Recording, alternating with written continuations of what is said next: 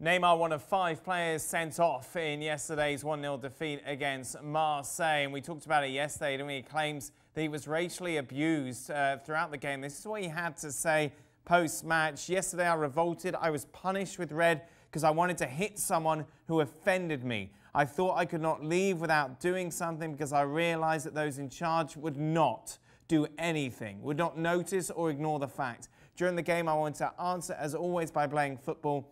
The facts show that I did not succeed. I revolted. That's just part of what he had to say as we welcome in Julien Laurens to the show.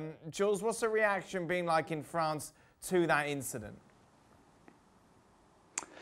Well, if we start in Paris, of course, the club has been very supportive. They put out a statement tonight saying that they were fully behind Neymar, with Neymar in this incident, in this investigation, believing what Neymar is telling them, which is that he was racially abused. If you go to Marseille, of course, they're also supporting their own player, Alvaro Gonzalez, who says that he didn't say anything that Neymar is saying that he said, and the club is backing him up. It was interesting because last night on French television, the television that broadcasted the game, they seemed to say at some point that they could hear Alvaro's racially abusing Neymar. Today, they changed their version a little bit and came out publicly and said, actually, we've looked and looked and looked again, and there's nothing that we can find so far that can back up what Neymar is saying. So I guess it will all be down to the League Discipline Committee, which will meet up on Wednesday evening. We'll launch an investigation on all those incidents and try to make clarity on whether Neymar tells the truth or Alvaro tells the truth. No one is doubting either, really, now. It's just the word of one against the word of the other. But they will try to make light on what exactly happened on the pitch between Neymar and Alvaro, and if some racial insults had been said.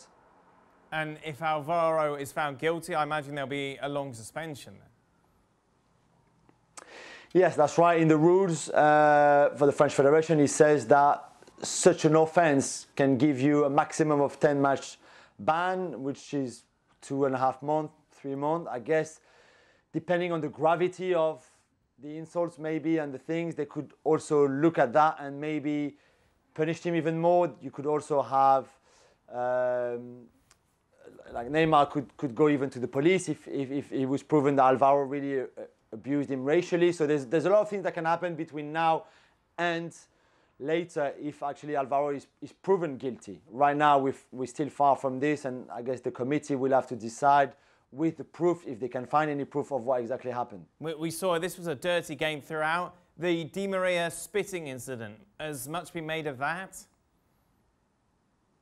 Yes, so the head of the French Referee Association or organization, if you want, came out tonight and said that the VAR had a very, very good look after the supposedly spit happened, because very clearly when you see Di Maria walking past Alvaro, then straight away Alvaro turns around and said, he spat on me, and goes and see the fourth referee and the referee, and apparently VAR looked and looked and looked again, and there was no angles, no camera footage, nothing that can back up what Alvaro was saying about the spit, where you would see Di Maria spitting at Alvaro, where you could actually maybe even see the spit, or leaving one mouth to go to wherever it went. So I think this one, which the disciplinary committee was going to have a look at on Wednesday, I think this one will not happen, because clearly there was just not evidence at all that Di Maria spat on Alvaro. When we spoke about this game pretty much at the full-time whistle, Jules, you were pretty embarrassed by that. Has that been